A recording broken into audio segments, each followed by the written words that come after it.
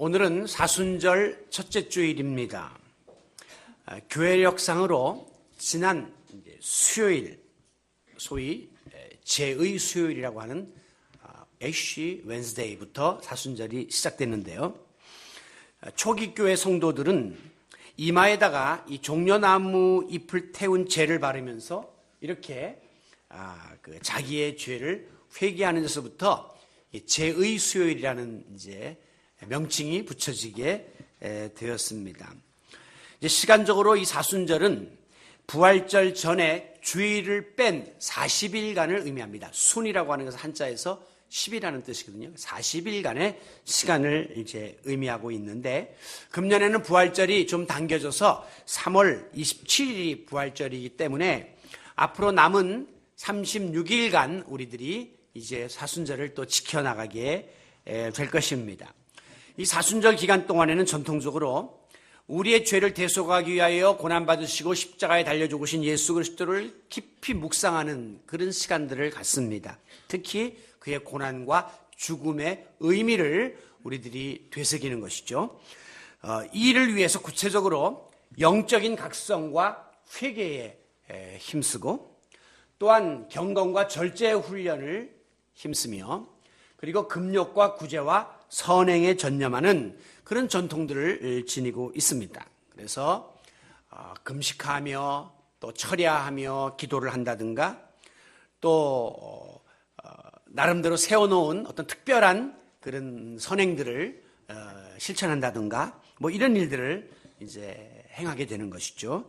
그런데 중요한 것은 어떤 그 행동으로, 액션으로 내가 고난에 동참한다.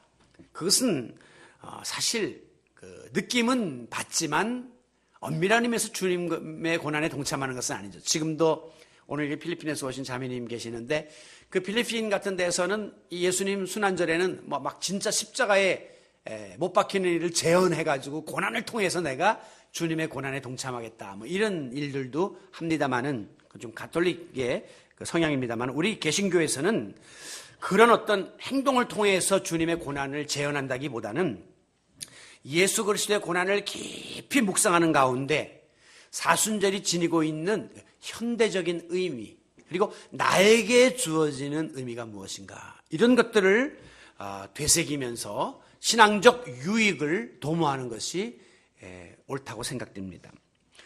예수 그리스도의 고난을 예언한 예수님의 고난장이 이사야 53장인데 거기 5절에 보면 이런 말씀이 나와요. 그가 찔림은 우리의 허물 때문이요, 그가 상함은 우리의 죄악 때문이라. 그가 징계를 받음으로 우리는 평화를 누리고 그가 채찍에 맞음으로 우리는 나음을 입었도다. 예수님의 고난에 대해서 예언한 이사야의 말씀 중에 특이한 점이 그가, 예수님을 말하는 거죠, 우리가 라고 하는 이 두 대칭이 나타나고 있죠. 예수님은 찔렸고 우리 허물 때문에, 예수님이 상했고 우리 죄악 때문에, 예수님이 징계를 받았고 우리가 평안을 얻고, 예수님이 맞음으로 우리가 나음을 입었다.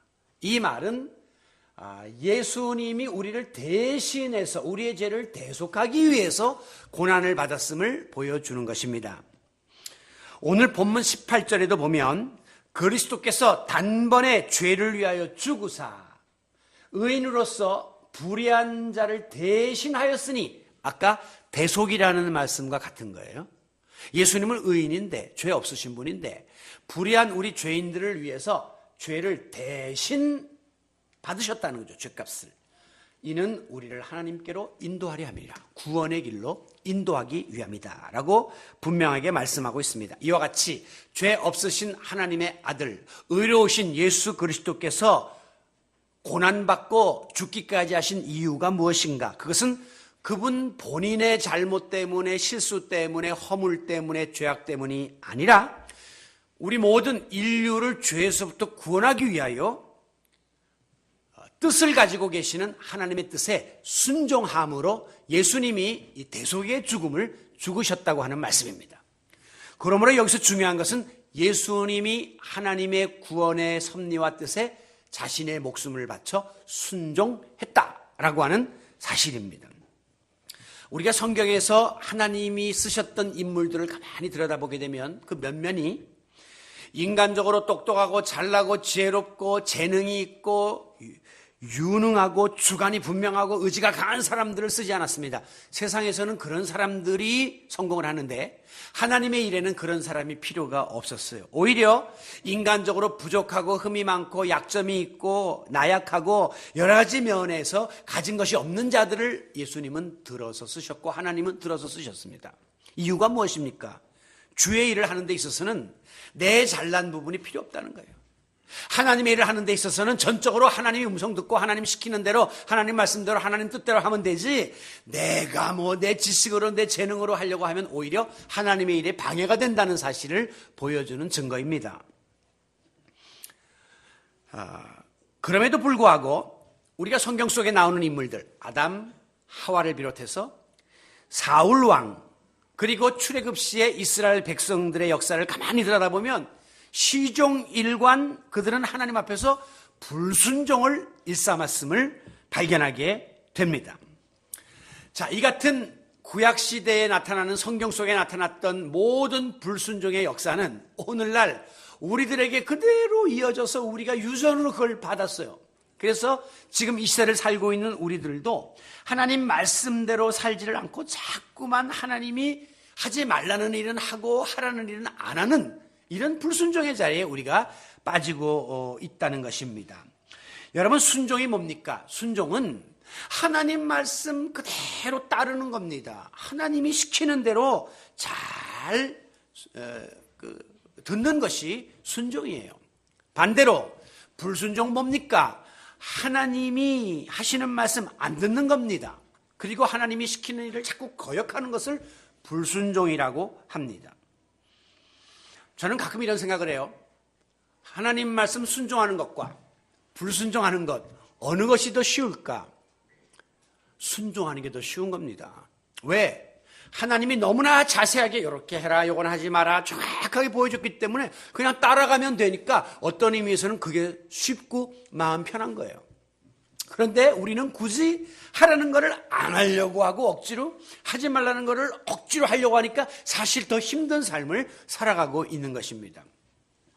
중국이 굉장히 모조품이 많다, 짝퉁 천국이다, 그런 말씀 들으셨죠? 과거에 우리나라도 그랬습니다만은 그 뒤를 그대로 밟고 있는 것 같습니다. 그런데 중국 사람들이 네 발 달린 짐승 다 먹는다는 거 아닙니까? 몸만 빼놓고, 책상 다리만 빼놓고. 그런데 중국 사람들이 이 모든 음식까지도 이제 모조품을 만드는데 그 중에 대표적인 것이 달걀입니다. 제가 그 말 듣고 깜짝 놀랐어요. 계란을 짝퉁으로 만드는 거예요.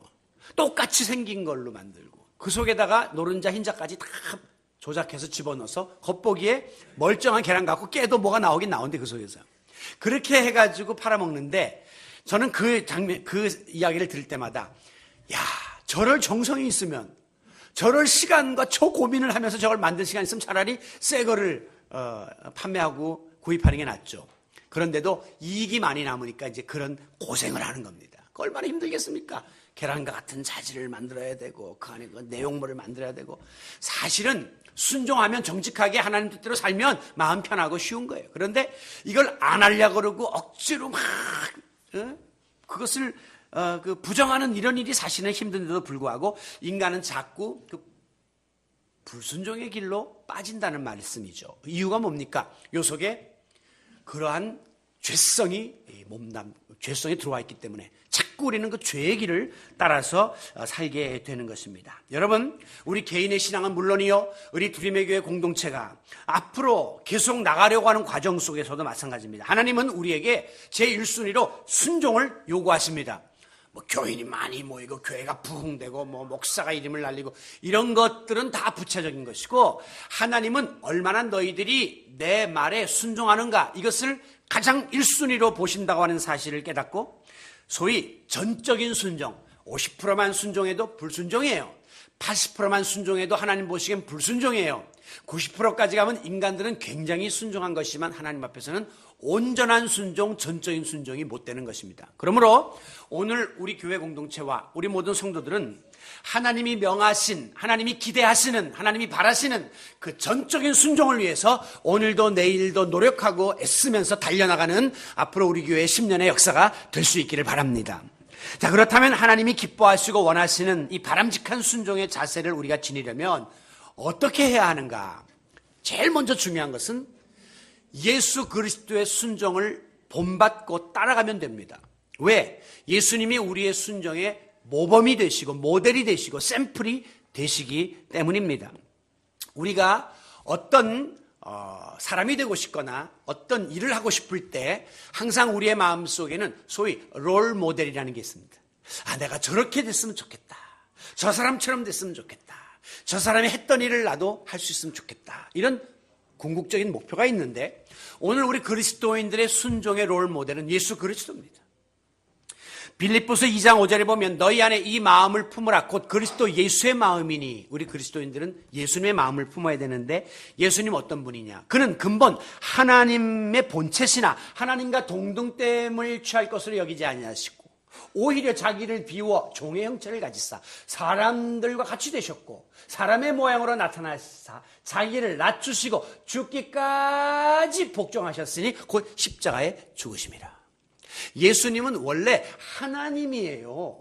그런데 인간의 형체를 가지고 사람의 모양으로 나타났어요. 그것도 모자라서 자기를 낮추셔서 죽기까지 하나님의 뜻에 복종하신 분이 예수 그리스도입니다. 여러분, 여기서 복종이라고 하는 말이 있고 지금 제가 오늘 말씀드리는 순종이라고 하는 단어가 있는데 이 단어는 한자에서 보면 복종은 더 강력한 그런 단어입니다. 즉 군대에서 쓰는 말이에요.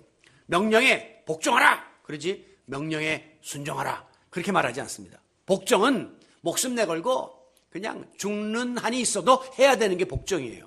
순종은 내가 자발적으로 순순히 의지를 가지고 따르는 것을 순종입니다. 부모에게 복종하라 그러잖아요. 부모에게 순종하라. 명령에 복종하라 그러지 명령에 순종하라 하지 않습니다. 이 차이가 있는데 예수님의 순종은 본인의 사사로운 의지를 뛰어넘는 복종이었습니다.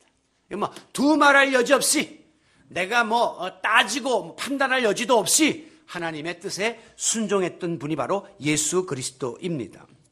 그러므로 하나님의 뜻에 순종하되 자신의 목숨을 내어주기까지 따랐던 예수 그리스도의 순종, 이것은 바로 오늘 우리 그리스도인들이 지녀야 될 순종의 참 모범이라고 말할 수 있는 것입니다.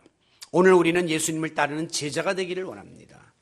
예수님의 모든 것을 본받는 주님의 제자가 되고 싶습니다. 그렇다면 오늘 우리는 그리스도를 본받아 자기를 비우고 겸손히 자기를 낮추고 우리에게 주어진 어떠한 고난이라 할지라도 그것이 십자가의 죽음의 길이라 할지라도 우리는 그 주님의 뜻을 따라서 끝까지 순종하는 자세를 지닐 수 있도록 계속해서 신앙적인 노력을 하고 애써 나가는 우리 성도들이 되시기를 바랍니다. 저는 간혹 가다가 이제 인간적인 생각에 우리 하나님의 구원의 방법에 대해서 의구심을 품을 때가 있습니다. 우리 하나님은 전능하신 하나님이잖아요. 그렇다면 만약에 인류를 구원하고 싶었다면 이들 모두는 구원받으라. 그러면 그냥 구원받는 거예요, 우리는요. 그렇지 않습니까? 전능하신 하나님이. 그런데 하나님께서 왜 하필이면 사랑하는 독생자를 이 땅에 보내시고 또 그로 하여금 고난받게 하시고 또 그것도 모자라서 그로 하여금 십자가에 달려 죽게 하심으로 인한 구원의 길을 택하셨을까? 하나님이 좀 더 다른 방법은 없으셨을까?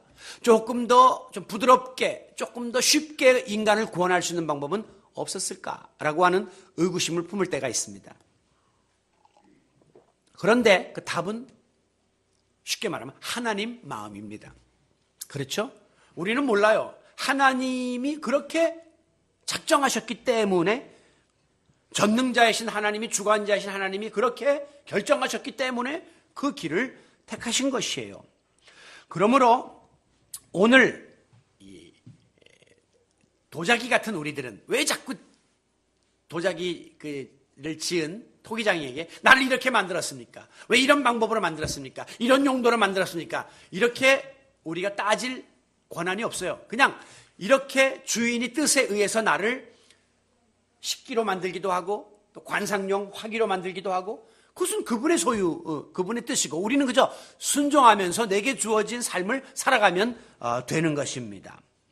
예수님은 하나님의 뜻이 인류 구원의 방법이 바로 여기에 있다라고 정해주셨기 때문에 최악의 십자가를 지는 그 일까지도 아버지의 뜻에 순종하고자 하는 일념으로 끝까지 고통을 참으면서 순종의 모범을 보여주셨습니다.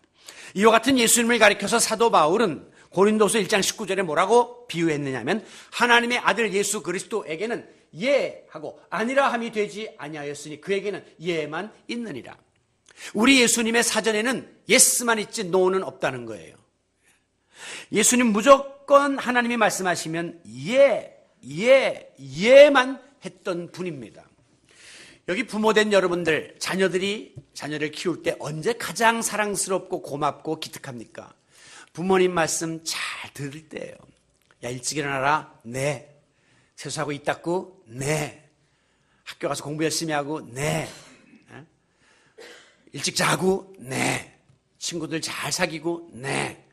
이런 자식이 가장 부모에게 마음에 쏙 드는 자식이죠. 야, 일찍 일어나라. 아유, 잠 좀 더 자고요. 이빨 닦고 손 깨끗이 닦고. 내가 알아서 할게요. 일찍 들어와야 돼. 아유, 오늘 또 애들 만날 계획이 있단 말이에요. 불순종하는 자식은 그건 괘씸하고 좀 밉고 좀 성에 안 차는 그런 것이 부모님의 심정입니다. 우리 하나님 앞에서 예수님은 예스맨이었습니다. 예. 야, 너 인간의 몸을 입고 이 세상에 내려가야 되겠다. 아니, 내가 왜 이 좋은 천상에서 저 밑으로 인간을 입고 내려갑니까? 라고 하지 않냐고. 예스. 인간을 내려갔습니다.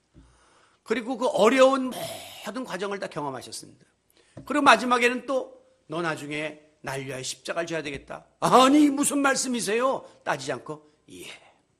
예수님은 끝까지 예로 일관하심으로 순종의 자세가 어떠한 것인가를 우리들에게 보여주셨습니다. 물론 예수님도 육신을 입은 인간인지라 한순간 인간적인 갈등과 고민을 안 했던 것은 아니에요. 만약에 그것이 없었다면 거의 이상한 거죠. 예수님이 인간의 몸을 입고 오신 분인데 고민이 있었습니다. 갈등이 있었을 것입니다. 그것을 가장 잘 보여주는 부분이 바로 예수님이 마지막에 십자가에 달리시기 전에 겟세마네 동산에 가서 마지막 기도를 드리는 장면이에요. 거기 보면 아버지 하실 수 있거든 이 잔을 내게서 좀 피하게 해주세요. 그건 사실 예수님이 하실 말씀이 아니었습니다. 예수님은 하실 수 있거든 그런 가르침 준 적이 없어요. 할 수 있거든이 무슨 말이냐? 믿는 자에게는 능치 못할 일이 없다. 본인이 이렇게 말씀해 놓고도 본인이 너무 힘드니까 하실 수 있다면 이 잔을 좀 피하게 해주세요. 십자가 안 지면 안 될까요? 좀 다른 방법은 없을까요? 이 무서운 고난을 꼭 내가 겪어야 하나요? 라고 하는 갈등을 예수님도 순간적으로 일으켰던 것이죠. 그런데 예수님이 우리와 달랐던 점은 예수님은 금방 뭐라고 다시 기도했습니까? 그러나 내 뜻대로 마옵시고 아버지 뜻대로 하옵소서 라면서 마지막 순종의 결단을 내렸던 거죠. 이것이 바로 예수님도 인간적인 고민의 과정을 거쳤으나 결론은 또 순종으로 맺었던 예수님의 모습을 보여주는 장면입니다. 여러분, 우리가 예수 그리스도의 고난을 묵상하고 여러 가지 모양으로 동참하고자 하는 이 사순절 기간 동안에 십자가의 고난이 하나님의 뜻임을 깨닫고 마치 도살장으로 끌려가는 어린 양처럼 묵묵히 순종했던 예수 그리스도의 자세를 본받아 우리가 어떤 상황에 처한다 할지라도 이것이 하나님의 뜻이라면 기꺼이 내가 감당하겠나이다 라고 순종의 자세를 다시 한번 배우고 다듬고 실천하기를 힘쓰는 이 사순절의 기간이 되시기를 바랍니다. 우리 드림의 교회 역사 속에서도 마찬가지입니다. 지난 30년 동안에 많은 어려움도 있었고 갈등도 있었고 또 부딪힘도 있었습니다. 그런데 그 안에 가만히 우리들이 지나왔던 과정을 살펴보면 거기에 인간적인 생각, 내 스타일, 내가 원하는 취향, 내가 원하는 주장이 서로 얽혔기 때문에 어려움이 있었던 것이지 어떤 형편에 처하더라도 우리 주님의 뜻이 무엇인가를 항상 깨닫고 그 주님의 뜻에 한 마음으로 우리들이 순종하기 원했다면 그 어려움들을 피할 수 있었을 것입니다. 이제 와서 우리는 그 모든 지나간 우리의 실수들을 반면교사로 삼아 앞으로 남은 우리 교회 10년의 역사, 그 이상의 역사를, 우리의 남은 삶을 하나님 앞에서 철저하게 예수 그리스도를 본받아 예수님의 순종을 본삼아 우리가 묵묵히 그 순종에 힘쓰는 우리 모든 성도 여러분들이 되시기를 바랍니다.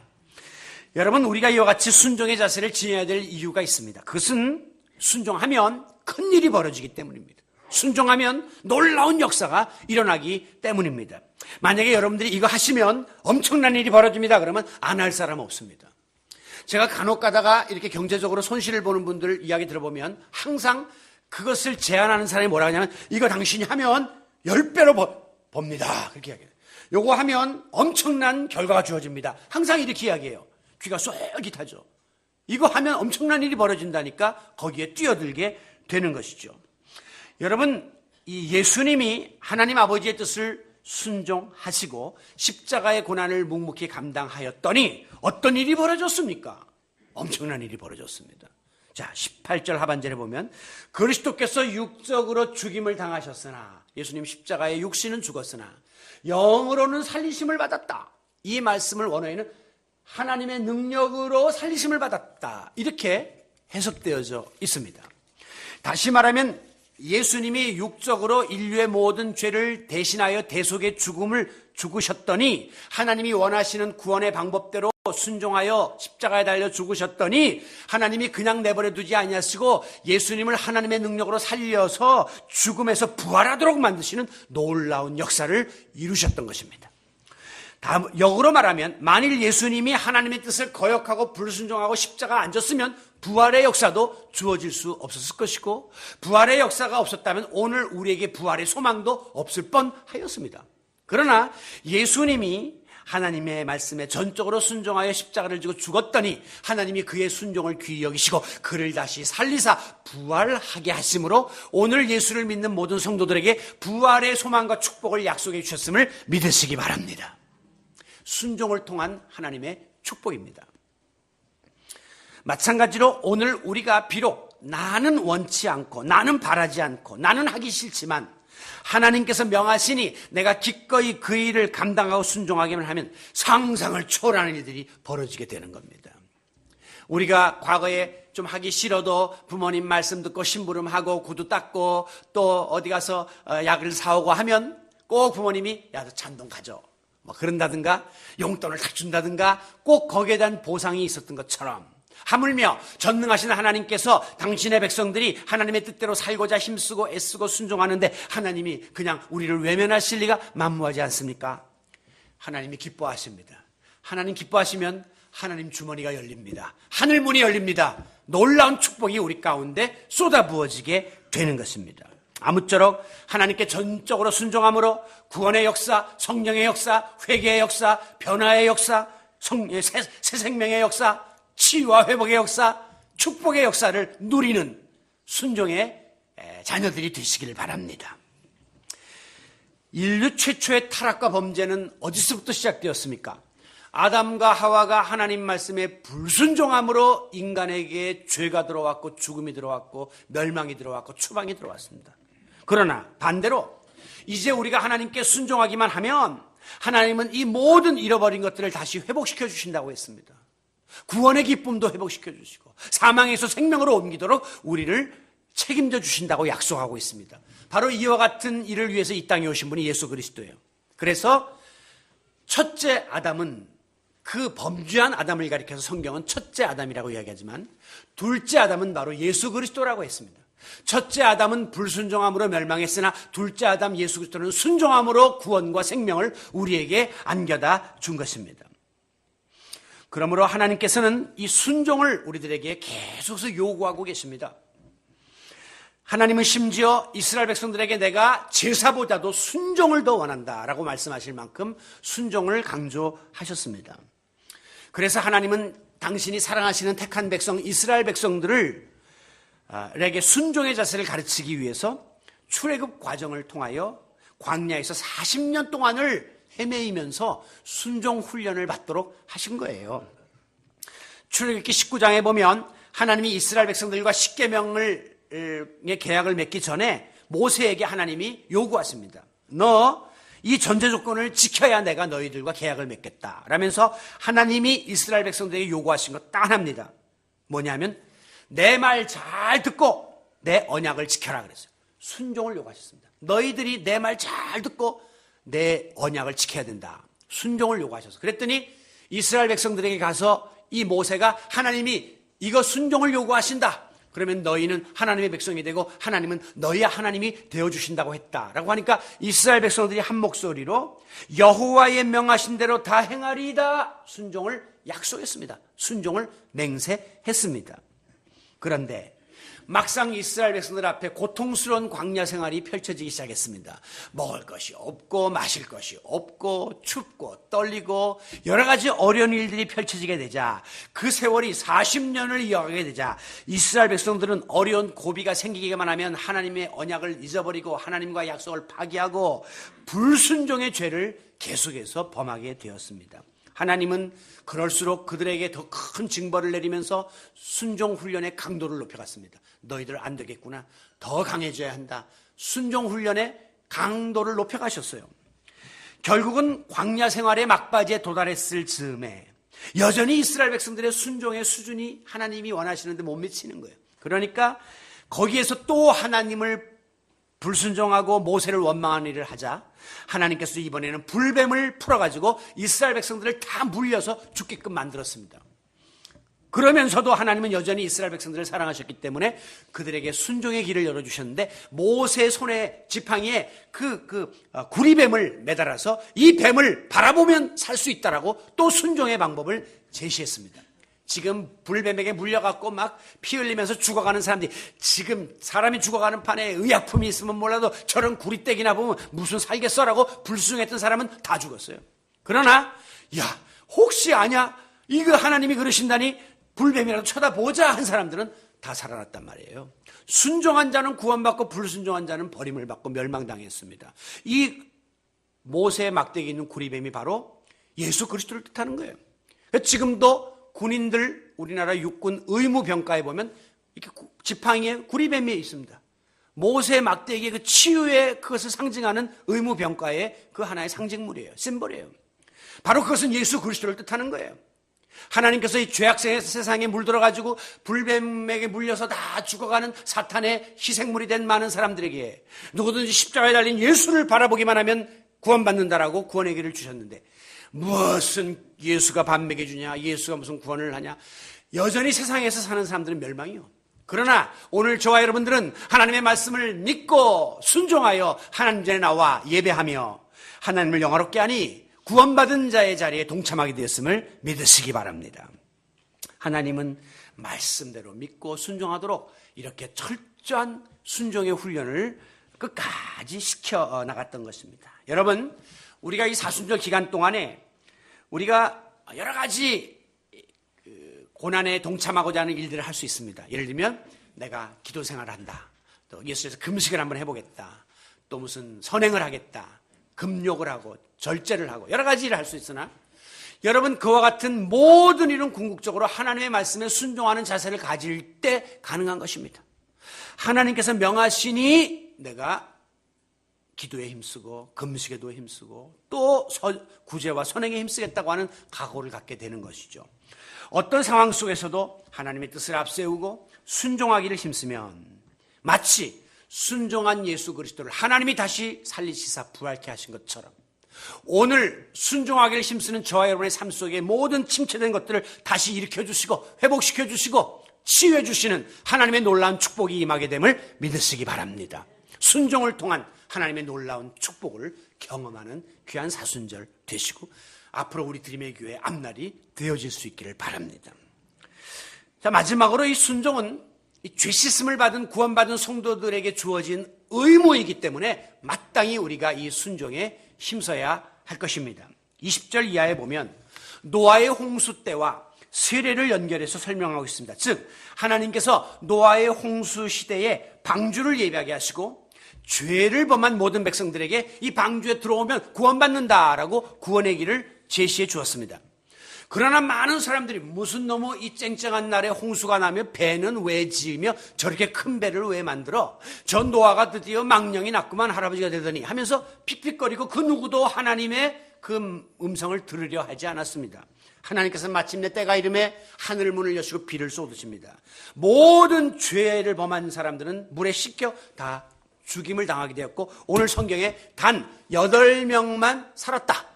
노아의 가족 8명만 구원을 얻게 되었다고 기록하고 있습니다. 하나님이 물로 모든 죄악된 세상을 씻어 정결케 하신 사건을 기록하면서 21절 물은 예수 그리스도께서 부활하심으로 말미암아 이제 너희를 구원하는 표시니 곧 세례라 이렇게 말하고 있습니다. 다시 말하면 물 세례는 예수님이 우리를 구원하신 표로 우리가 받게 됩니다.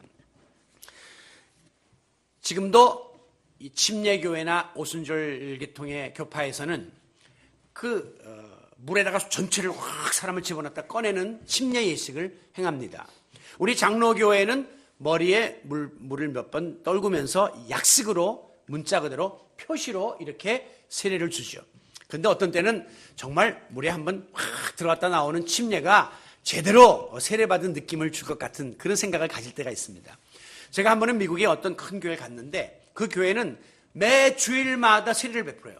우리 일반적인 교회들은 뭐 부활절이나 이렇게 1년에 한두 번 이렇게 세례를 베풀지만 그러나 거기서는 누구든지 예수를 믿고 초신자라도 구원의 확신을 갖게 되면 그 다음 주일 훈련을 거친 다음에 세례를 그 주마다 줘요. 그래서 세례식이 아주 중요한 교회의 그 예배의 행사 중에 하나입니다. 그런데 거기는 어떻게 해놨냐면 이 옆에 교회 끝에다 수조를 만들어 놨어요. 어항같이. 너무 멋있어요. 파랗게 배경을 칠해놔서 물이 파랗게 보이는데 교인들이 다 볼 수 있어요. 그러면 세례받을 때 되면 목사님이 하얀 가운을 입고 또 세례받는 당사자도 하얀 가운을 입고 그 수조에 들어갑니다. 그럼 물이 이만큼 차요. 그러면 거기에서 사람들이 다 보는 투명한 가운데서 그분을 물에다 이렇게 쑥 넣었다가 꺼내요. 세례를 주노라. 온통 적셔가지고 물에서 나오는데 정말 모든 죄가 씻김받은 그런 느낌을 받게 되고 보는 이들도 감동적이고 은혜를 받는 그런 것을 보면서 저거 한번 해보면 좋겠다는데 너무 좁아서 여기 만들 데가 없어요.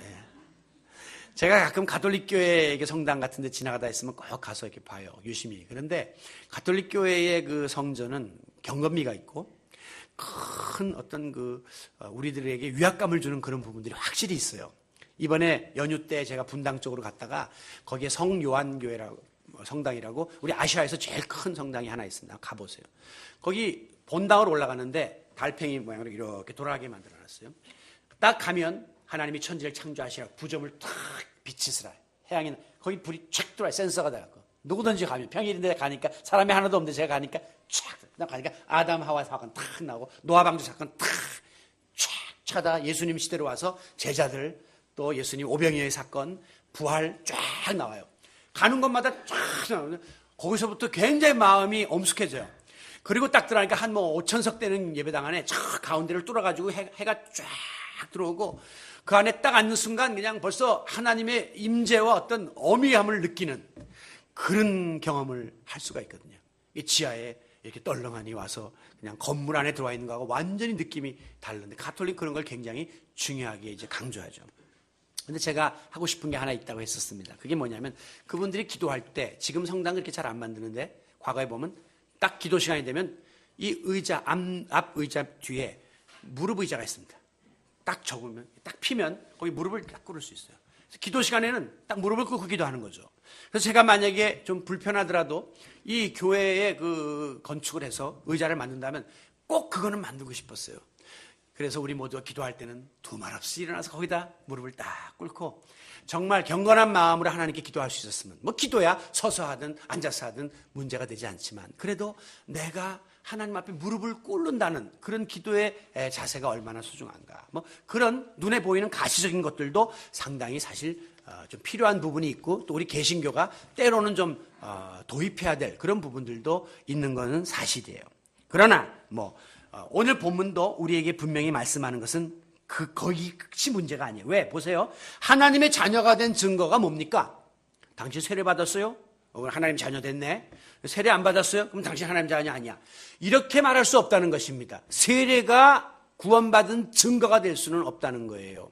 다시 말하면 세례받은 사람 중에도 뭐 군대에서 그냥 도매금으로 받은 사람도 있고 또 교회에서 자꾸 강권해서 세례받은 사람도 있어요. 실제로 저희가 세례문답을 하다 보면 천국에 확신이 있습니까? 그러면 목사님 저는 아직 없어요. 그런 사람도 있어요. 그래도 우리 당회에서 그냥 믿으세요. 그리고 다음 주에 세례 받으세요. 그리고 세례 준 사람도 있거든요. 그러면 진정 세례라는 예식 자체가 우리의 죄 씻음 받은 증거입니까? 그렇지 않을 수 있다는 것입니다. 그래 우리가 성찬식을 할 때도 세례받은 사람만 성찬식에 참여하시기 바랍니다. 그렇게 우리가 그동안 늘 했는데 제가 미국 가니까 비록 세례 예식에 참여하지 않았더라도 여러분 마음속에 예수님을 모신 분들은 누구나 참석할 수 있습니다. 이게 소위 열린 성찬식을 하더라고요. 세례 자체가 그렇게 우리에게 있어서 죄 씻음과 구원의 큰 어떤 조건이 아니라는 것입니다.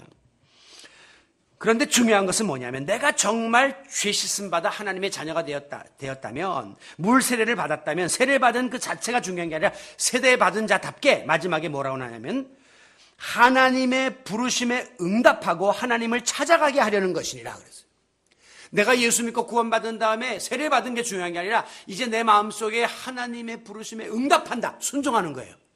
하나님을 찾아간다, 내가 하나님께 순종하려고 애를 쓰는 이 자세를 가진 것이 바로 죄사함 받은 자의 증거고 구원받은 자의 증거임을 믿으시기 바랍니다. 오늘 여러분이 죄사함 받고 세례 받고 하나님의 자녀가 되었다면 여러분 마음속에 하나님과의 관계 속에서 어떻게 해서 내가 하나님께 응답하고자 하는 마음을 가져야 돼요. 그건 뭐냐면 하나님 부르시면 이해하겠다는 거예요. 순종하겠다는 마음을 갖는 겁니다.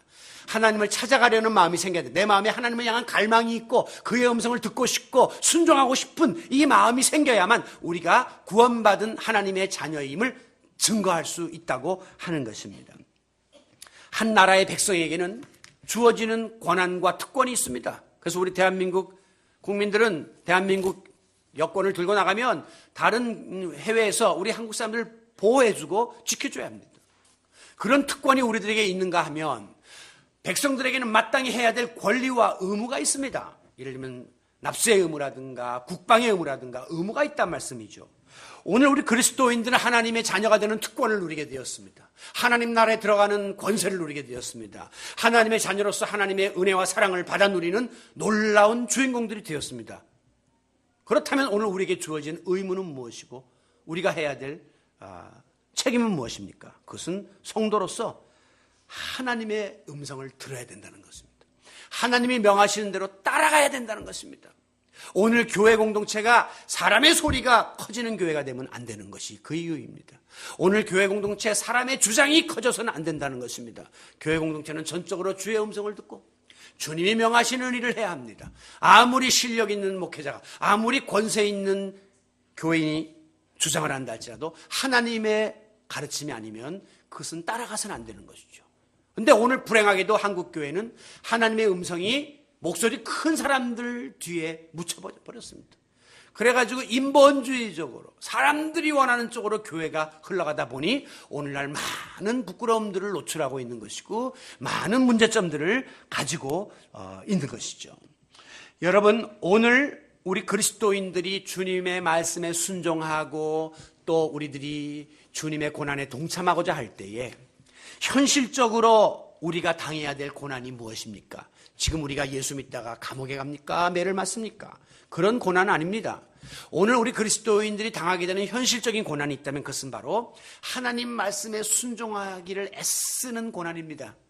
저는 이것을 고난이라고 이야기하면 어떤 사람들이 아니 순종이 왜 고난입니까? 라고 이야기하지만 여러분 제대로 한번 순종해 보려고 애써 보세요. 얼마나 힘든지 모릅니다. 얼마나 고통스러운지 모릅니다. 우리가 부르는 찬송 중에 겸손히 주를 섬길 때 괴로운 일이 많으나 저는 그 찬송 부를 때마다 왜 이렇게 가사를 줬노? 겸손히 주를 섬길 때 즐거운 일이 많으나 감사한 일이 많으나 이렇게 줘야 되는데 분명히 그 찬송가 가사를 지은 분은 겸손히 주를 섬기면 괴로운 일이 많다. 겸손히 주를 따르고 순종하려고 하면 힘든 일이 많다라고 이야기하고 있습니다. 여러분 오늘 우리가 가야 할 이 주님의 제자의 길은 고난의 길입니다. 왜? 내 뜻을 하나님 뜻 앞에 복종시켜야 되니까. 내가 하고 싶고 내가 아무리 가고 싶어도 하나님의 뜻이 아니면 하지 말아야 되고 가지 말아야 되니까 그 싸움이 고통이에요. 반대로 내가 하기 싫은데도 하나님이 명하시면 안 하면 안 되니까 그것도 보통 힘든 일이 아니에요. 오늘도 그냥 연휴 기간에 쉬던 그 기세를 이어서 좀 팍 쉬어버리면 얼마나 좋을까 하지만 하나님이 성수주일 하라 하시니 나오는 겁니다. 아이고 재산은 어떻게 해서라도 내가 모아야지 부자가 되지, 자꾸 나가면 안 되는데 교회에 헌금하고 이런 것이 좀 내게 있어서 부담이 될 수 있으나 하나님이 드리라 하시니 드리는 겁니다. 이것이 오늘 우리 그리스도인들이 해야 될 일이에요. 저는 목회자가 되어서 때로는 참 힘들다 인간적으로 그런 생각을 가질 때가 있어요. 그런데 금방 하나님이 깨달음을 주십니다. 그러려면 못하러 목사를 하는 것이냐. 오늘 주의 종이 되는 것은 그 자체가 십자가의 길이고 그 자체가 고난의 길임을 알고 덤벼든 것이지 그냥 쉬엄쉬엄 세상적으로 다 할 거 하고 놀고 즐기면서 하는 그 길은 절대 주의 종의 길이 아닌 것입니다. 오늘 우리가 착각하며 살 때가 얼마나 많은지 몰라요. 오늘 우리 그리스도인들, 한국 교인들의 가장 큰 문제는 축복 신화에 빠져 있다는 것입니다. 예수 믿으면 범사가 잘 된다, 강건해진다, 이 축복만 바라보고 우리가 따라왔지 예수 믿으면 고난이 있다, 어렵다, 힘들다, 십자가 져야 된다는 이 고난의 신학에 대해서는 우리가 많이 듣질 않았고 또 그것을 사람들이 즐겨하지 않으니까 목사들도 그런 설교는 별로 하지를 않고 무조건 잘 되고 복 받는다는 쪽으로만 강조하다 보니까 한국교회가 그것만 바라봤는데 어이구 지내다 보니 어려움이 오거든요, 시험이 오거든요, 고난이 있거든요. 아니구나, 하나 둘씩 나가 떨어지는 일들이 벌어지게 되는 것이죠. 여러분, 내가 힘들이지 않고 별로 고난의 대가도 치르지 않고 신앙생활하고 교회생활하려고 드는 것은 마치 비유컨대 천국행 열차에 무임승차하는 것과도 같다. 저는 그런 비유를 들어봅니다. 여러분, 무임승차, 옛날에 돈 없을 때 몰래 객실에 객차에 숨어든 사람들 있잖아요. 얼마나 불안합니까? 얼마나 초조합니까? 제가 지난번에 극장을 한번 갔는데요. 난 그런 분 처음 봤습니다. 영화관에 사람이 다 찼어요, 제자리에. 근데 할머니 두 분과 할아버지 한 분이 셋이 이렇게 들어오시는 거예요. 들어오더니 맨 뒤로 딱 가요. 저는 이제 맨 뒤에 두 번째 자리에 앉았는데 그러더니만 갑자기 영화 시간이니까 하더니 그 객석 그 복도에 다 앉는 거예요. 복도에 앉아서 영화를 보고 깜짝 놀랐어요. 근데 이분들은 어떤 분이냐면 죄송하지만 영화 한번 보고 나오시다가 다시 쑥 옆관으로 들어온 겁니다. 들어와가지고 이제 표가 없었고 자리가 비었으면 가겠는데 꽉 만석이니까 그 복도에 앉아갖고 영화를 보시는, 야, 참 열렬한 영화 팬이시구나. 그렇게 생각을 하면서도 나이 들면 저렇게 될 수도 있겠구나. 그 돈 한번 아끼는 거예요. 여러분, 만약에 우리가 지금 천국 열차 다 탔습니다. 예수의 이름으로 티켓을 딱 지불하고 탔는데 이제 우리 천국 열차 탄 분들은 엄밀한 의미에서 이제 이 순종의 문제는 천국에 못 들어가고의 문제가 아니라 들어갔는데 상급의 문제거든요. 그래서 지금 순종 안 하고 그냥 예수 믿자마자 천국에 온 사람은 저기 입석에 서요, 입석에. 그리고 열심히 충성하고 봉사 많이 하고 주일 많이 하는 사람은 이제 특석으로 가는 거예요. 점점. 특급. 근데 우리가 만약에 순종의 흔적도 없이 티켓도 지불하지 않고 딱 천국 열차에 올라타서 특석에 딱 앉아있으면 열차 승무원이 중간에 와서 잠시 검표가 있겠습니다 하고 이제 볼 때 망신당하죠. 표 없는 사람은 배로다가 벌금을 내거나 다음 정류장에서 쫓겨납니다. 우리가 하나님 앞에서 어떤 하나님이 우리에게 그 천국 열차에 그 티켓을 요구하시냐. 예수의 피, 그거는 탄 거는 확실해요. 열차 올라탔어요. 그런데 거기에서 하나님이 우리의 상급과 관계된 그 부분에 대해서는 얼마나 많은 고난의 흔적을 갖고 순종을 감당했는가를 보시는 거예요. 그래서 예수님은 제자도에 대해서 말씀하시면서 마태복음 16장 24절에서 누구든지 나를 따라오려거든 자기를 부인하고 자기의 십자가를 지고 나를 따르라. 나를 부인하는 거예요. 내가 있는데 나라는 존재를 없는 것처럼 여기는 고난. 그리고 자기 십자가, 내가 원치 않지만 하나님의 뜻이라면 그걸 지고 따라가는 것이 제자의 길이라고 말씀하시면서 마태복음 10장 38절에서는 자기 십자가를 지고 나를 따르지 않는 자는 나에게 합당치가 않다. 제자로서 자격이 없다라고까지 말씀했습니다. 여러분, 이제 우리가 주님의 제자가 되어서 이제 우리 앞에 놓여 있는 그 천국의 계단을 지금 올라가고 있는 거예요, 지금요. 이번 사순절에도 사순절의 계단을 지금 올라가는 거예요. 이 사순절의 계단을 올라가고자 할 때에 내 모습 속에, 우리의 모임 속에 주님의 십자가가 없고 또 말씀을 따라 순종하려고 하는 고난의 흔적도 없이 그냥 내가 만약에 그 천국의 계단을 올라가려고 한다면 이것은 하나님 앞에서 무임승차하려고 하는 잘못된 생각이라고 하는 것입니다. 그런데도 불구하고 우리는 불쑥불쑥 그런 나의 모습을 발견합니다. 어떻게 해서라도 좀 쉽게 예수 믿고 좀 편하게 교회 생활하고 좀 널널하게 살면서 받을 건 다 받고 누릴 건 다 누리면서 살고 싶은 마음이 있지 않습니까? 그게 바로 도둑놈 신부입니다. 도둑놈들은 보면요, 손 하나 까딱 안 하고 있다 남들이 이만큼 벌어놓은 거 한순간에 홀딱 가져가서 자기가 누리려고 합니다. 아무 대가도 지불하지 않고 누릴 것은 다 누리려고 하는 그런 그릇된 마음을 우리가 지녀서야 되겠습니까? 이제 우리는 천국의 계단을 향하여 올라가고 있죠. 이 길이 하나님이 우리에게 주신 그 믿음의 여정인데 어려워요. 힘들어요. 또 때로는 십자가를 져야 된대요. 때로는 고난을 감당해야 된대요.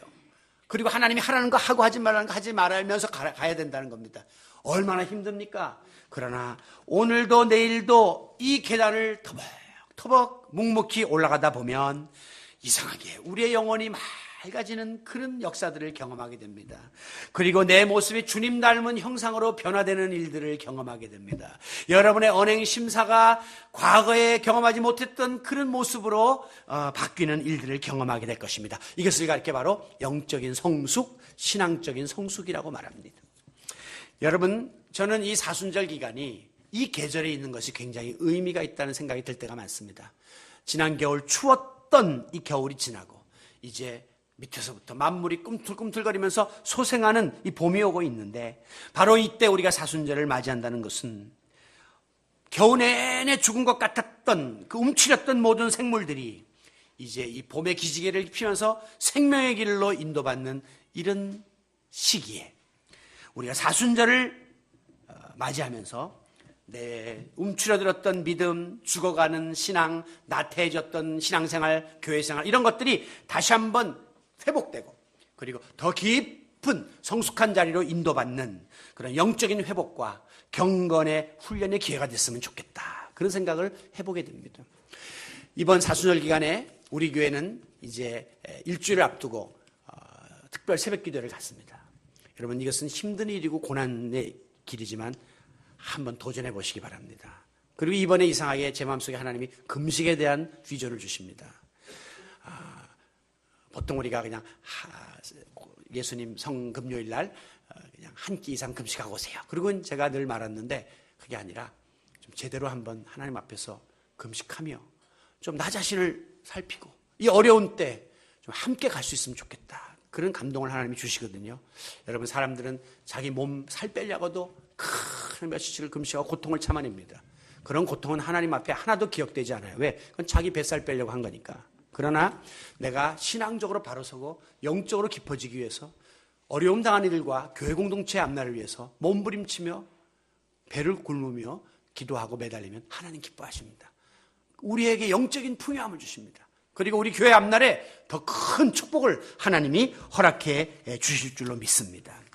저는 개인적으로 돌아보면 지난 30여 년의 목회 여정 그리고 우리 드림의 교회 개척 10년의 사역 속에서 그 어느 한순간도 행복했으나 마음 편할 날이 없었습니다. 이만하면 참 대우받고 모든 면에서 아쉬울 것이 없는 그런 목회의 과정을 밟아왔으나 그러나 그 배후에는 항상 순탄함이 없었습니다. 여러분, 목사도 속으로는 좀 편하게 지내고 싶고 좀 어려움 없이 목회했으면 하는 바람이 왜 없겠습니까? 그러나 그럴 때마다 하나님은 마치 이스라엘 백성을 광야로 몰아내듯이 저를 광야로 몰아냈습니다.